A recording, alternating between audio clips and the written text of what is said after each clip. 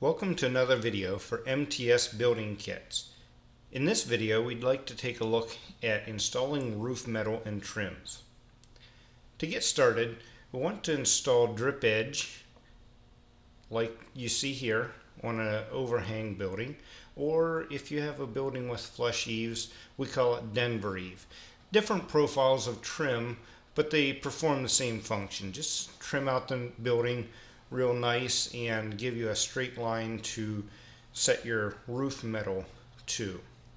In these two pictures you'll see finished buildings, but what I'd like to show is the roof metal is sticking out past the drip edge or the Denver eave by about an inch. It gives a nice little drip line there so that it's not going to seep back up into your building. So yeah, you want to stick it out about an inch there. Again, when you are setting your first piece of metal, that's going to be the most critical for getting your roof lines nice and straight. So as you set that out about an inch, you also want to keep it running square with the roof edge up here on the gable end as well. Again, just like on the sidewall metal, if your last piece of metal will be a full sheet, then you want to start the metal 3/4 of an inch out beyond your framing. Or you'll start at the same place if you have a 2-foot piece. Don't worry about cutting that off. This is the profile of our rake trim that we send. That'll trim out that edge right there. And this little kick out right here gives you that 3/4 of an inch play so that you can just go ahead and install your metal right away.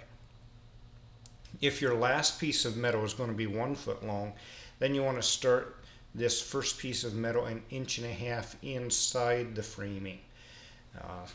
Again, you know, the width of a 2x4, 1.5 inches in.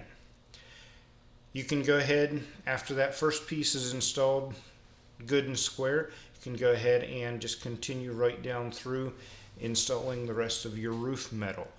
It'd be a good idea to have somebody on the ground to kind of eyeball, make sure you're not pushing the metal down the roof or anything like that. Just keep a straight line going out through. After your roof metal is all installed, then you're ready to install your trims. Here the crew is installing this rake trim we talked about. It covers up that gable end, and that will get installed whether it's a flush eave or a building with overhangs. You'll have that rake trim. After the rake trim is installed, then you'll want to put down this flow vent. It's a foam product, just allows your roof to vent.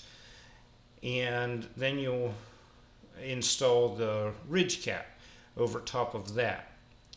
You want to start the ridge cap out even with your rake trim and run it down your building. And then when you get to your second piece of ridge cap, what you want to do is run a bead of caulk across there on the bottom piece, and your top piece should then overlap on a metal rib. We call that a major rib there. You run a 2-inch screw down through into the roof purlin. You want to fasten that ridge cap at every rib as you go out across your building. That should pretty much finish up your building then, and you should be good to go with a good structure. Thanks for choosing MTS building kits. We're here to make this an easy build.